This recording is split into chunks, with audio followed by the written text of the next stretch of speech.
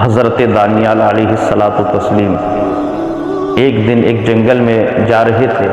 آپ کو ایک گنبد نظر آیا، آواز آئی ہے دانیال ادھر آؤ۔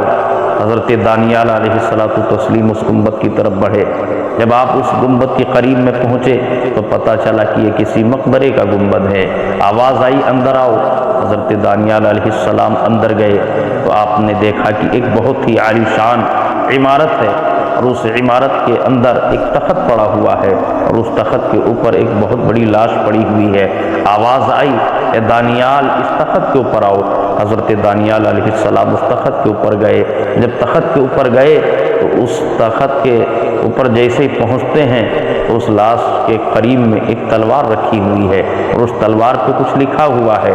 حضرت دانیال علیہ السلام نے دیکھا کہ اس پہ یہ عبارت لکھی ہوئی تھی کہ میں قوم عاد کا ایک بادشاہ ہوں، اللہ تبارک و تعالی نے 1300 سال کی عمر مجھے عطا فرمائی، اور میں نے 12,000 سے زیادہ شادیاں کی، 8,000 سے زیادہ میری اولادیں تھیں۔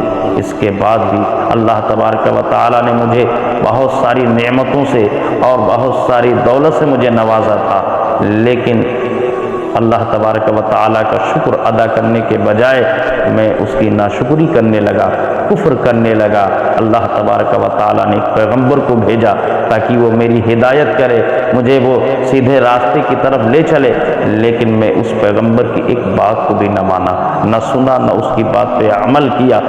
وہ حتی الامکان وہ پیغمبر مجھے بددعا دے کر کے چلا گیا۔ جب وہ پیغمبر بددعا دے کے چلا گیا، اللہ نے میرے پہ اور میرے ملک کے اوپر، میری رعایا پر اللہ نے عذاب نازل فرمایا، قحط جیسا عذاب نازل فرمایا۔ میرے ملک میں کوئی غلہ، کوئی میوہ، کوئی سبزہ کچھ نہیں اگتا تھا۔ میں نے دوسرے ملکوں میں حکم دیا کہ پیسوں کے بدلے میں کچھ غلہ میوہ مجھے دے دو۔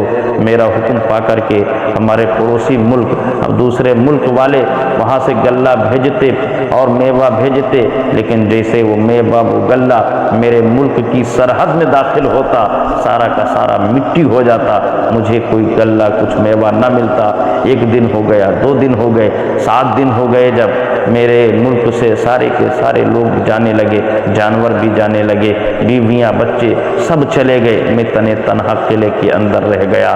ایک دن میں فاقے کی وجہ سے، فاقے کی تکلیف میں مبتلا ہو کر کے میں دروازے کے اوپر آیا، جیسے قلعے کے دروازے کے اوپر آیا، میں اس امید سے آیا کہ تاکہ کوئی مجھے کچھ غلہ میوہ دے دے، میں کھا لوں اور اپنی بھوک کو مٹا لوں۔